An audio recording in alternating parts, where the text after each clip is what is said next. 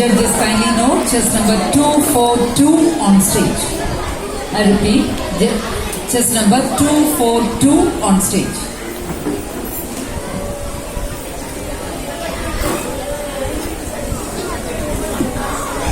Children,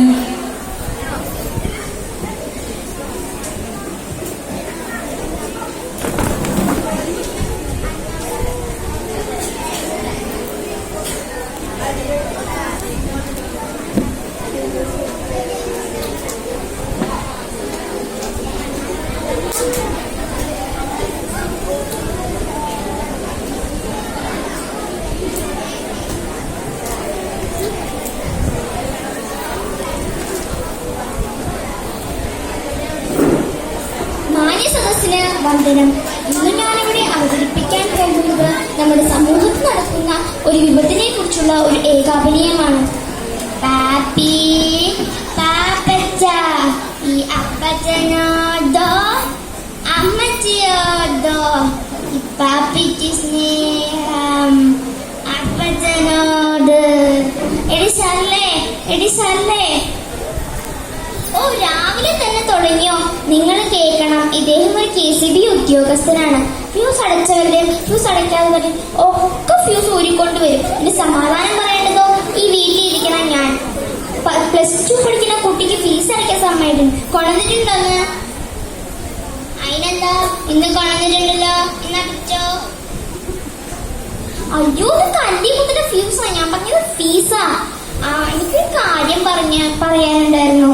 മോന് bike വേണമെന്ന് പറഞ്ഞു. MDMA പുതിയ ബൈക്കാ. 10,000 ഉള്ളൂ. അത്രേ 10,000 ഉള്ളൂ.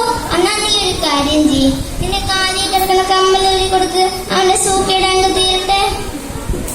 ആഹാ, അങ്ങനെ എന്നെ കാലിൽ കിടക്കുന്ന കമ്മലൂരിട്ട് അവന്റെ സൂക്കേട് തീരണ്ട. നമുക്ക് ലോണെങ്ങാനും എടുക്കാം. ലോണെങ്കിൽ ലോണ്. നീ എന്റെ മോനെ വിളിച്ചേ. മോനെ അബി, ഇവിടെ വാ. എന്താച്ചാ, നിനക്കെന്താ ബൈക്ക് വേണമെന്ന് പറഞ്ഞല്ലോ? അതെ അച്ഛാ, MDMA പുതിയ ബൈക്കാ. 10,000 ഉള്ളൂ. നീ പോയി വാങ്ങിക്കോ, പക്ഷെ നല്ലത് നോക്കി വാങ്ങണം. അവസാനം വഴിയിലൊന്നും കിടക്കരുതേ. ശരി അച്ഛാ. ഹലോ, ഇത് ഓമനക്കുട്ടനല്ലേ? ഇത് പോലീസ് സ്റ്റേഷനിൽ വിളിക്കുകയാണ്. നിങ്ങളുടെ മകനില്ലേ അബി, അവനെ MDMA അറസ്റ്റ് ചെയ്തിട്ടുണ്ട്. വേഗം വരണം. ഹലോ സാറേ. മെമ്പറേ, എന്താ ഓമനക്കുട്ട പ്രശ്നം? MDMA ബൈക്ക് വാങ്ങാൻ പോയി കുട്ടീനെ പോലീസ് പിടിച്ചു. അയ്യോ, MDMA ബൈക്കാണോ? MDMA ബൈക്കല്ല, മയക്കുമരുന്നാ. മിഠായി പോലെയും ഗുളിക പോലെയും അത് ലഭ്യമാണ്. നമുക്ക് പോയി സംസാരിക്കാം. ആ സാറേ, ഇതാണ് അബിയുടെ അച്ഛനും അമ്മയും. എന്താ സാറേ ശരിക്കും സംഭവിച്ചേ?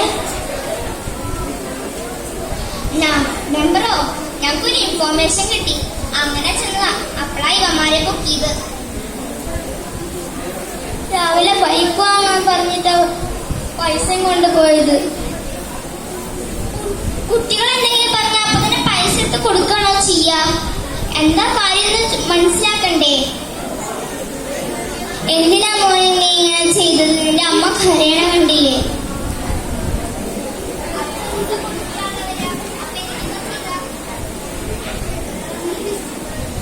അച്ഛനെങ്ങനെയാണെന്നേ മോനെങ്ങനെയാണെന്നാവാ.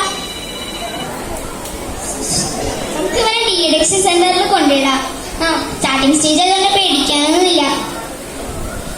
കേട്ടല്ലോ സാറല്ലേ, ഇതേപോലുള്ള പോലീസ് ഉദ്യോഗസ്ഥരുടെയും ഞങ്ങളെ പോലുള്ള സാമൂഹിക ജീവനക്കാരുടെയും ആശുപത്രിയിലുള്ള ജീവനക്കാരുടെയും സഹായം കൊണ്ട് നമുക്ക് ഇവരെ നന്നാക്കാവുന്നതേ ഉള്ളൂ.